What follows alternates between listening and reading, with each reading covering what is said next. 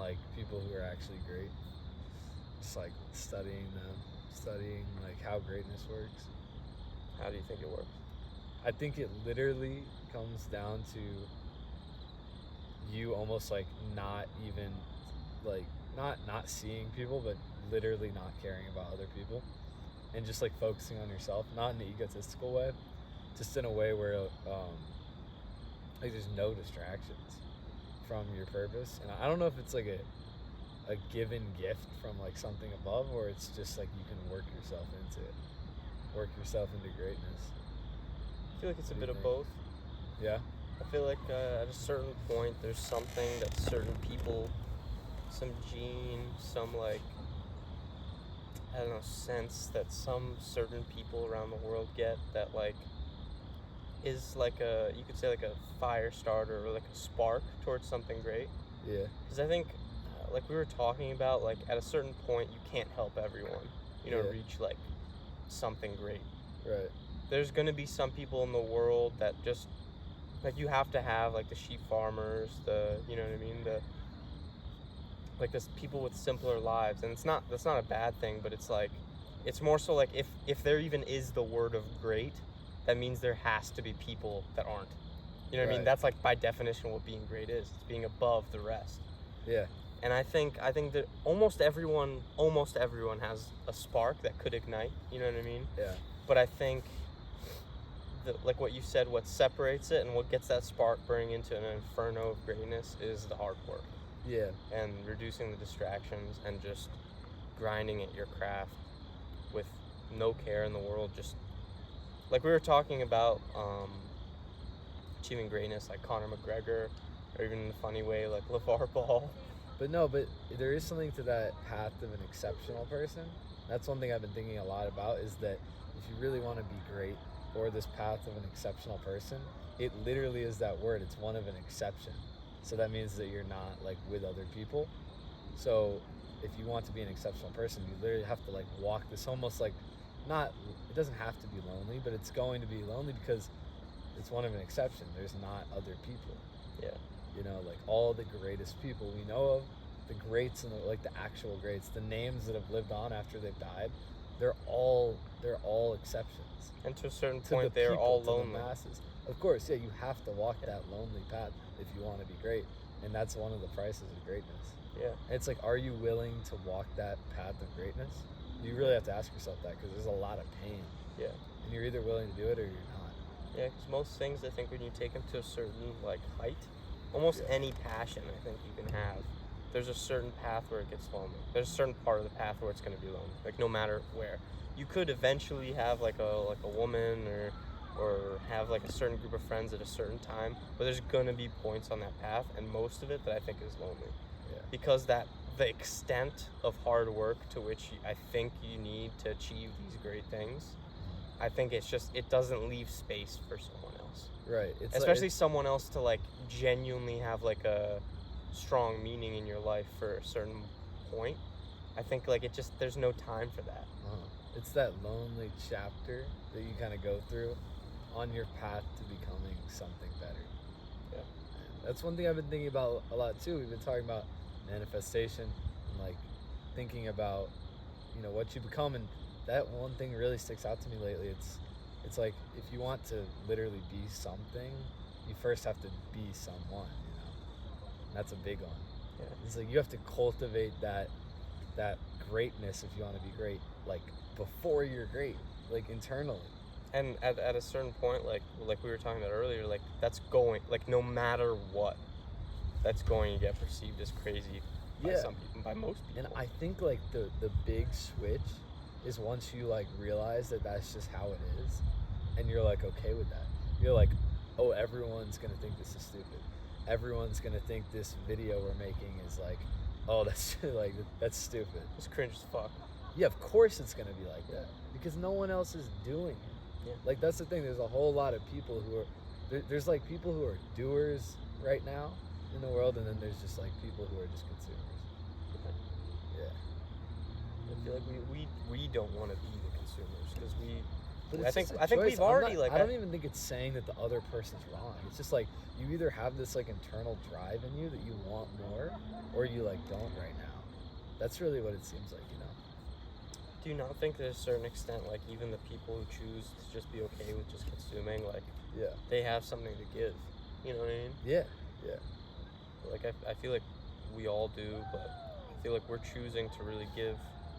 We're in this point where we feel like we have a lot to give, and we're choosing to give it, and we're choosing to reduce the stuff that we're consuming in order to really try to draw out, like squeeze the like metaphorical like orange juice of what's in our heads, you know what I mean? Rather than like putting a bunch of other ingredients in it. We're trying to see what our pure like juice is, you know what I mean? Like what's truly inside us. And I think that's like kind of what we're trying to do, is that like we're trying to get this like unabridged like snapshot of like our minds and this like really unique stage in our lives. I feel like we were talking about, like we're at college right now.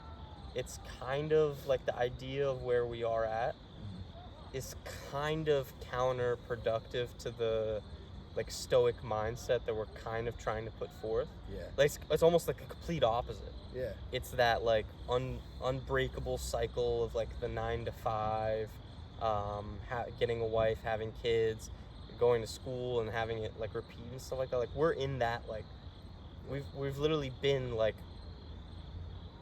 raised into this like cycle, and we're in that, and we're trying to like take this snapshot of our heads where we're thinking differently than that and attempting to break that cycle. We haven't broken that cycle yet. Yeah. We're like both pretty much about to start looking for jobs. Yep. Like we're almost like, if anything, like pushing towards that cycle, because you kind of need to be right now, at least for a little bit. But I think it's like a really unique spot where we're at to like try to look outside of the box and cycle that we're in. You know what I mean? And see what's more. Like I really like that metaphor you did with the fleas. Yeah. Because I think it's like if you wanna say that metaphor, I really like. Yeah, I could say it again just so we can speak on it. It's that whole idea that, so it's a great metaphor, but they did this experiment where they put fleas in a jar and they seal the jar, and then after a certain amount of time passes by, they open the jar back up, and the fleas won't jump out of the jar. They're just habitually constructed. They don't even think they can jump out. They've never even been able to. They never had like the opportunity to jump out of this jar because it's just been sealed. And then the fleas will go on to breed, and their offsprings won't even know how to jump out of the jar because they've never even seen the lid open, you know? I think that's a real metaphor to life too. And we're talking about greatness. It's like, maybe it takes a level of delusion and insanity and everyone thinking you're crazy to actually almost jump out of the jar in terms of our lives as young adults, young men. And like, it's terrifying, but are you willing to jump out of the jar and change everything about your life, change your family's life, like be the bloodline breaker almost? Yeah. Like, and that's possible, but are you willing to? It's a lot of pain. It's a lot of, like we said, like a lonely journey. Because you have to cut off, at the end of the day, that one fly who flies away, like they're cutting off that whole like community that they had in there. Right. And that's metaphorical to kind of, I feel like, what you have to do to a certain extent, at least at first. Yeah. I think at a certain level, like when you start to achieve certain things, you can kind of reintroduce back like those people like in a way that where they don't perceive you as crazy anymore. Yeah. Where they understand that like, wow, you did this special thing. Yeah. You know what I mean? But that I think that's way down the road. Yeah, it's way down the road, Yeah. and that's part of the process of like being actually mentally strong enough to go through those times where everyone thinks you're crazy, everyone thinks you're stupid, your parents are breathing down your neck, your friends don't understand you, like, and are you willing, like, can you hold all of that on your back along the journey? And a lot of people can, I think, and like, who knows if you can, you know, you just have to go, you have to keep walking the path. Yeah. And I think there's something special to it, if you can do it. Yeah. If you're mentally strong enough. I think both of us are kind of on this path. Yeah. Like I'm kind of set on doing something like that, where I kind of want to do something crazy and just put my head down And I think we've already started, because I've already cut off a good amount of people from my life that, like, Yeah. you know, they just, like, really, I mean, even certain people that, not even that they were, like, toxic to me in any way, but they're just, like, people who just, like,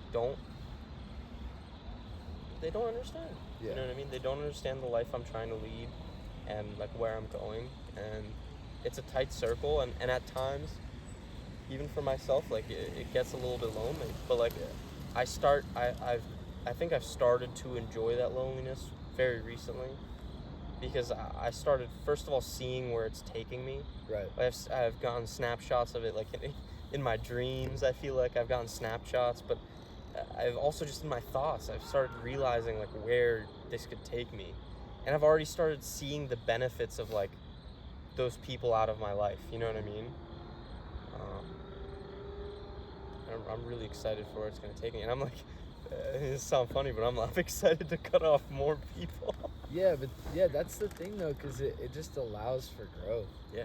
Like a lot of people in college, especially like young men nowadays, like a lot of us, it's very hard to get to the right circles. You know what I mean? Like everyone, like, intrinsically knows, like, you tell people you're the sum of the 5 people you hang out with the most. That makes sense, right?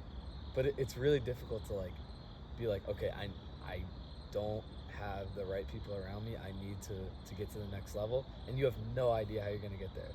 And I think it first comes, like I said, like, internally. Like, you actually have to believe that you're that person who's, like, worthy of being at a higher level, or, like, worthy of being at that level of greatness, to be around those type of people that are going to bring me to the next level. And it's just cultivated internally first. Yeah, because you, at a certain point, like, if you're just living your life, like this mediocre life, and you think you're destined for something more, and you meet a certain group of people that are, like, that different level, the people that you want to push yourself, at the beginning, those people aren't even going to want you around. You know what I mean? Yeah. Like, why would they? Why would they? You're that same exact person that to you, like, those other people are. You know what I mean? That you would just hold them down. Yeah. So the first step comes from, like we said before, like, success is subtractive or whatever. First, it starts from subtracting. Yeah. Then you're just at your bare bones, nothing around you, got nothing. Yeah. You start figuring out who you are. Yeah. Then you start building on that. You start building on who you are and what you want to do. Yeah. And then you start putting time, hours, reps into those things, and you start being able to offer something. Yeah. And that's when that community, Yes. that rare community of rare individuals, the uncommon among the uncommon. It's true. Yeah. That's when you start becoming part of that. And and then you start to meet those people, like, eventually, and you realize, like, how far along they are on the process, and they're steps ahead of you, and you can meet these people who will help you get to the next level even quicker. Like, someone who maybe it took them 10 years to get where they're at, they can help you, like, jump through that time and maybe do it in 5. You know, and it's hard but that's kind of the beauty of it. You kind of have to, like, navigate through this life, and it's almost like it seems more difficult to, like, success is subtractive and get rid of all these people, and, you know, maybe lay off the drugs, lay off the drinking, you know, get away from the partying, so you can figure out where you actually want to go, who you are. That seems really difficult to people, and it might be harder at first, but once you really get into it, you realize, like, oh, this is what I need to be doing. And I think you also, at a certain point, realize that it's lonely to an extent, but it's also very fulfilling. It's fulfilling, but it's also not that lonely at the top. Yeah, it's not. Because you start to realize that, like, the people you do meet that are like you, that are also uncommon, the connection with those people is way greater than any connection you have against the people around you that don't really lead you anywhere. Yeah, it's like true respect, right? Yeah. And it's like, I think that's one thing that I love about, you know, having this strong connection with you too, is, like, a lot of us guys out here in college, and, you know, friends you might have had in the past that you're talking about cutting off, it's like, for me, when I see a true friend, it's like someone who wants to pick me up at all times and make me go harder. A lot of guys out here in college and stuff, they're like, oh, we're going out tonight, like, you're coming out with us? Oh, you're not coming out drinking with us? I'm like, dude, like, I want to pick my friends up and be like, oh, we're going to work out tomorrow, like you got to come with us, like, oh, we're not drinking tonight, no, we're going hard on our talks, we're going hard on making a better Instagram, we're going to think about how we can make a business out of this. Like, we're picking each other up. And I think that's what you realize, the people who are at those next levels, especially guys, they're doing that. They're like actually picking their friends up instead of bringing them down to those low frequencies. And those relationships like are on a different regrets level. of drinking and, you know, all that stuff. Like the level, I think, like especially like all throughout like my younger years, I feel like the people that I've met or have been friends with, even though I feel like I've known you for a shorter time, I mean, we've already known each other actually for like, what, 3 years? Probably 3 years, yeah. I guess it's actually a good amount of time now, but like I feel like back then it was just like there wasn't this like respect that like I have towards you, and I would hope you have towards me, Yeah. but like that, like I feel like I've helped motivate you in the past, you helped motivate me in the near present, and like it's a different type of respect and like camaraderie that you have that I haven't had a lot during my life, you know what I mean? And I feel like it's a type that like one friend like that is worth millions of friend groups and friends of like this other one where it's like, oh, let's go drinking, oh, let's go like this, because we're bringing each other up. Like there's a different type of respect for like a friend who genuinely like is a net benefit, you know what I mean? Like since I've met you, and especially in the recent times, I've only gained from that. Yeah. There's other people that I met that, yes, I've had their good times with them and stuff like that, but like right now, sitting right now, about those friends that either I've cut off or I'm still even slightly friends with, in the long run, apart from like some random fun night, I haven't been I haven't gained at all. Yeah. You know what I mean? Yeah. I feel like that's something that people don't realize when they start the journey, because we were lucky. We kind of did this kind of, you could say, journey, or at least are starting it or something like that, together for the most part. You know what I mean? Like we've more or less had each other to kind of motivate each other off. Right. A lot of people have to do it completely alone. Yeah. And I recognize how hard that is, because it is lonely. Yeah. But you have to realize that eventually you're gonna find people like me and you. Yeah. And it's not going to be lonely, and it's going to be a better friendship than you've ever had before. Yeah. You know what I mean? And I think it's great when you have like one or two friends, kind of like me and you, that can really like actually push you too. But it also is all internal, right? Like whatever you're going through, whatever is causing you to change, to make these like changes in your life, it is all internal. It is all like every workout you do is internal. It's all in your own head, and like knowing who you are, pushing yourself to the next level. Yeah, because at the end of the day, like the benefit we have given each other, it hasn't come from us figuring this stuff out on our together. It's come from us doing our own thing, working out by ourselves in the early mornings, eating how we are separate from each other, doing whatever, meditating, like holding those things to yourself. And then we come together and bounce those things off each other, and then it just multiplies. Exactly. I give you what I learned, you give me what you learned, and then it just grows into this like blossoms. And that's in this beautiful uncommon, thing. because you know what's very common? The downward spirals, where you go into the drugs, you go into the drinking, you go into the sex. Like these downward spirals are very uncommon, or are very common. What's uncommon is these strange upward spirals, where you see some gains and it motivates you to keep going to the gym even more. You see some gains with your diet. It motivates you to go even harder on your diet. You see your friend doing better, and it motivates you to like spiral up.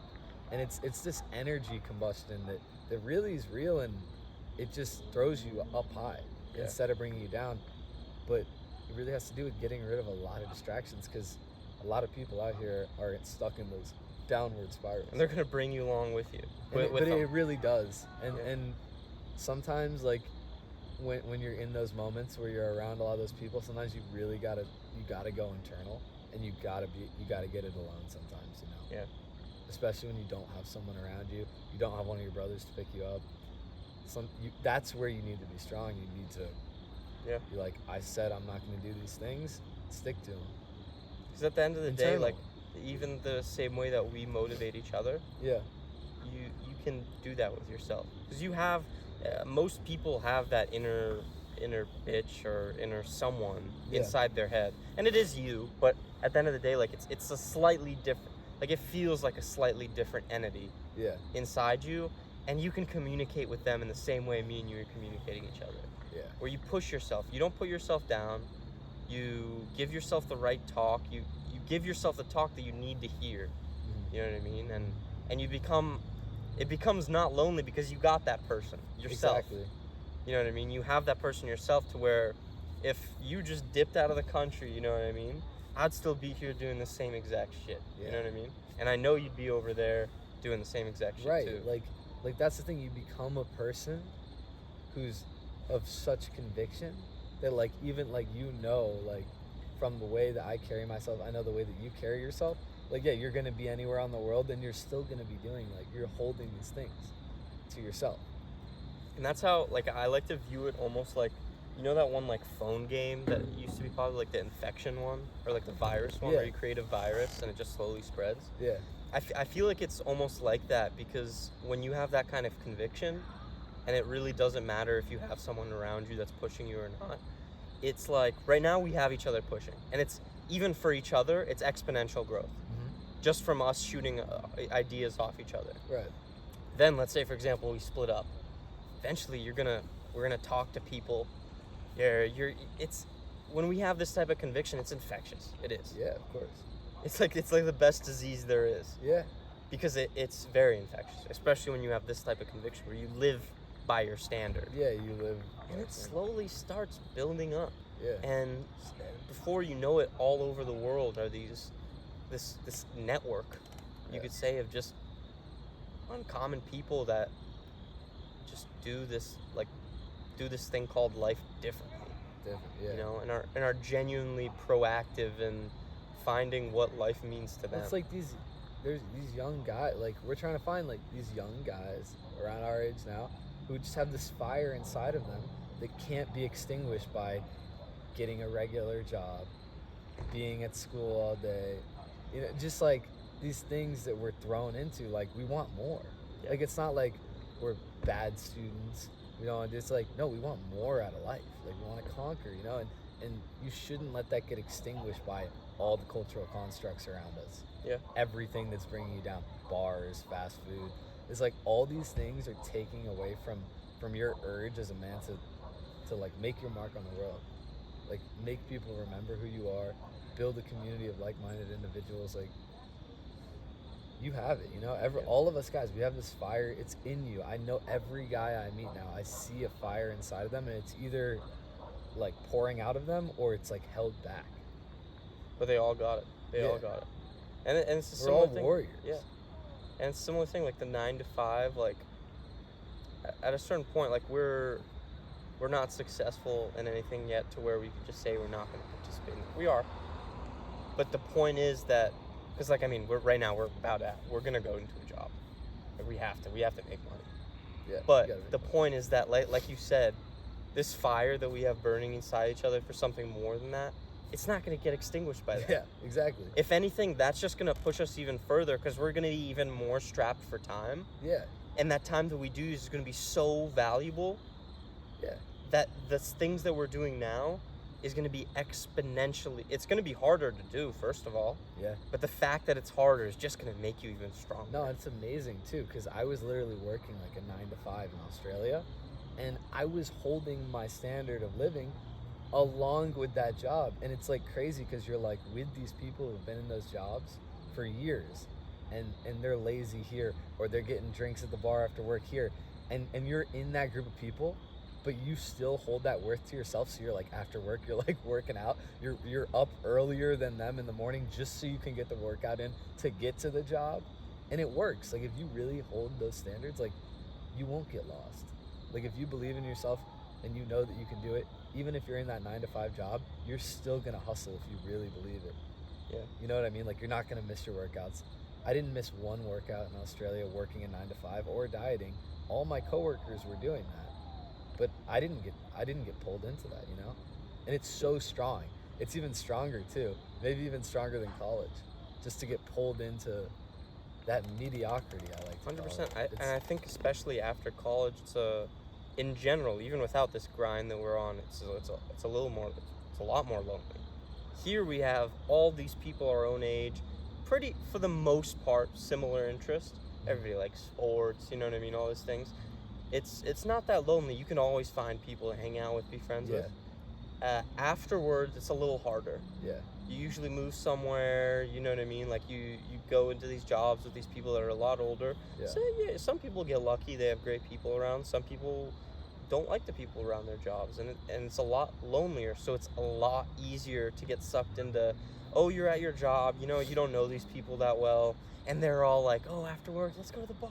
You know what I mean? It's so much easier to get sucked into that. It's so easy because you're in that spot of loneliness after college. A lot of these people who go into that, they're not around the frat life anymore, the sorority life, the bar life, and so they're like in this loneliness. Yeah, like you're saying, I never even thought about that. And then it's even more of an urge to be like, oh, my coworkers. You know what? I'm gonna drink. You know what? I haven't been drinking all my college career, but right now, you know, I kind of need to, because this is the only way I'm gonna make these guys That's friends. where, if you really want to be like greater and build something and be great or exceptional, that's where you have to be strongest. Yeah. You have to be so mentally strong. And I'm honestly, like, I'm excited for that challenge. Yeah, it's amazing. I'm really excited because I think that'll be like some of the most, I mean, we're already growing at such a rapid pace, but that'll be some of the biggest growth. Yeah. I feel like, and it's almost like right now we have this strange opportunity. Like I've been really liking the be uncommon among uncommon. Yeah. We have this great opportunity right now to be uncommon among the uncommon, and over there it's even harder. Mm-hmm. And that just means you get even more. You just have more of an opportunity to be even more uncommon. Yeah, and imagine you instantly, I mean, like, through the processes, especially I know you have, I have now, you're already making yourself uncommon. Imagine when you go into that working world and you are uncommon, and all the people know that around there. It's only going to boost you up to wherever you have to go. You know, it's just holding these standards to yourself. Like, you say something and you don't break it. That's what gives you power. It gives you true power, you know? Because it is power. We're, like you said earlier, we're the kings of our reality. Yeah. And to a king, how do you talk to yourself? To a king, what's in front of you is your world. The things you turn your cheek, they don't matter. Mm-hmm. And so you create your own reality around what you hold as your standards. Yeah. And everything just blossoms from there, and everything you don't care about. And that's why it all is subtractive, because the things you turn your cheek to, they have nothing in your reality. Mm-hmm. They hold no weight. Yeah. Those people that are talking shit to you, those people that find you cringe, who the fuck cares? Exactly. Yeah. Because they have nothing to you. Yeah. You're focused on this greatness, this like this destiny, you could say, that you think you're destined for. And it doesn't matter, because you're going forward, just like even making this like silly little like talk. Yeah, I bet all my friends from high school who see this will, you know what I mean? They'll be like, oh, that's so funny, that's cringe or whatever. Okay, like you can say that. Yeah. That's fine. I'm looking forward, and I'm grinding towards something that maybe you guys just can't see yet, and that's completely fine with me. Because I see it, and it's my reality, and I'm gonna get there, and I'm gonna grab it. Yeah. And like when you know that you're gonna get there, and you can almost see it, you almost like see through time, and you can make these things reality. Like they will materialize in front of you. And if you believe it with conviction, you know. And I feel like a lot of older people that are watching this right now, they've gone through their whole life, and they think that things like that are just not possible, but it's only because they haven't had enough conviction and belief in themselves to make these things into reality, to like almost materialize, because they just haven't believed it enough. Because at the end of the day, and you can find that at a young age. You could even find it at an older age, but a lot of old people, they don't like this type of talk because they think that it's delusional. Well, because they're even further into that. Yeah, they've been in that jar for even longer. Exactly. You know what I mean? And that's also the mental strength that comes from dealing with that. But keep pushing past it, you know? But yeah, and at the end of the day, you got to realize that fly that flies out of the jar, we're not specifically talking about that being like our 22-year-old selves. That could be some, like, you could even be 80 years old, you know what I mean? Yeah. Stuck in some kind of rut in life, and realize that, like, damn, like, this isn't what I'm supposed to be doing. Yeah. And you know what I mean? Like, it's for everyone. Yeah. For everyone. Yeah. And like you might just happen to tap into this type of knowledge when you're younger, or it could, like, someone who's like 40 years old could be thinking about that, and then their life changes in the next 20 years. You could fucking be, I think, on your deathbed. Yeah. Some old guy on his deathbed who's just like, just laying there and thinking like, wow, like I really spent like my whole life, like doing the stuff that really like has no meaning to me or something like that. Like lived some kind of life that it wasn't them, you know.